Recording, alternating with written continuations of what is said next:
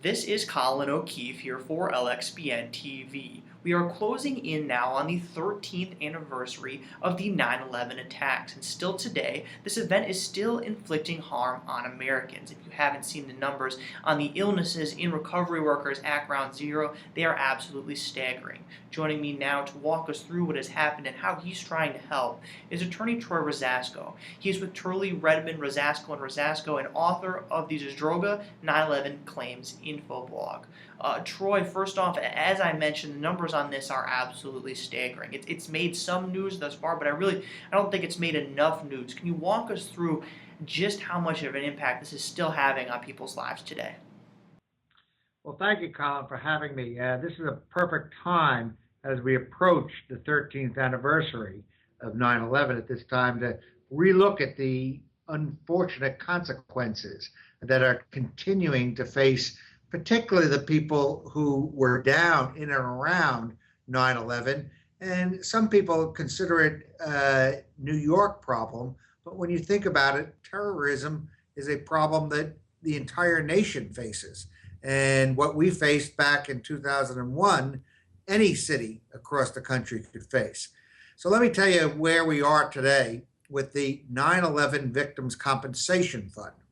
Back in 2011, President Obama signed a law expanding the previous 9/11 Victims Compensation Fund to take care of first responders primarily. And that was a law that was pushed by Congress, thankfully, and it set up a fund for compensation in the amount of $2.8 billion. Now, since that time, it's taken a lot of time to really get that fund set up properly and get it working properly. There was the appointment of a very good special master by the name of Sheila Birnbaum. She took over from the initial special master, who you may know because he's made a lot of news over the course of time. His name was Kenneth Feinberg, and he went down to become the special master after 9/11 for the BP disaster. So since that time, we now have a fund of $2.8 billion. We have currently about 55,000 people who are registered for the fund. These are people who are potentially eligible to claim money from the fund at this time.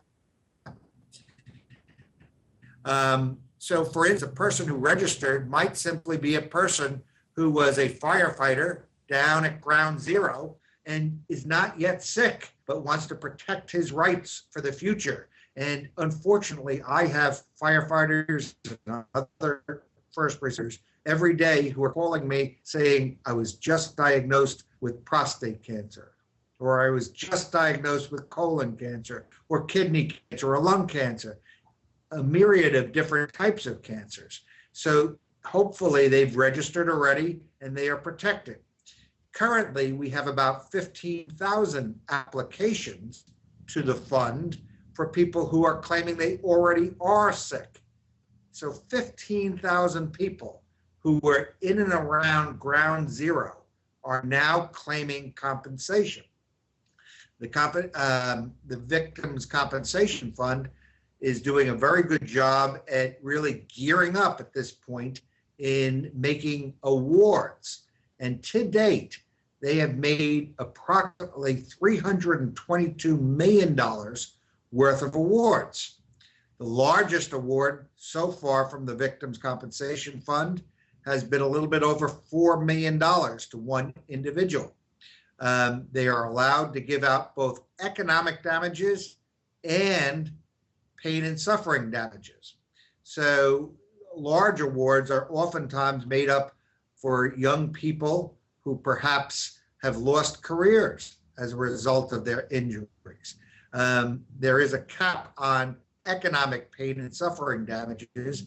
So for instance, if you have one of the eligible cancers, under the 9/11 Victims Compensation Fund rules, you're capped at $250,000 to get non-economic damages or pain and suffering damages. So that's kind of where we are at this point. The fund will be open until 2017. and making awards. Our office is handling approximately 500 cases right now, perhaps a little bit more. But as I say, each and every day, new cases are coming in because people continue to get sick. You have some of these latent conditions that all of a sudden people will go to their doctor and be diagnosed with, and they are presumptively, if they were down in the ground zero area, thought to be 9/11 related. I see. And then second, let me ask you about what you've done. What's your experience been working with these individuals and these families and connecting them with the resources that they need?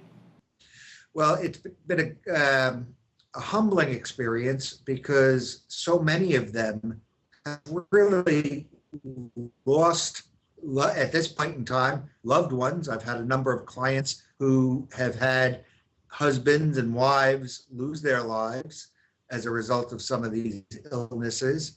I would say at least 50 of my clients are families of deceased victims that have died from 9/11 related causes. It's rewarding to know that we can give assistance to people who desperately need it. We can point them in the right direction, not just for compensation, but also make sure that those who are currently sick get treatment at the World Trade Center Health Program. And that itself has a budget of $1.5 billion. And we have a number of different health facilities in and around New York. And in fact, for people who have moved to different places around the country because of illnesses, we are now directing them to different places throughout the country so that they can get treatment there. I see. Well, that's great to hear. Troy, keep up all the great work that you're doing. Once again, that was Troy Rosasco of Turley, Redmond, Rosasco, and Rosasco. To see more of what he's doing, be sure to visit ZadrogaClaimsInfo.com. Thanks for joining me today, Troy. Thank you, Colin.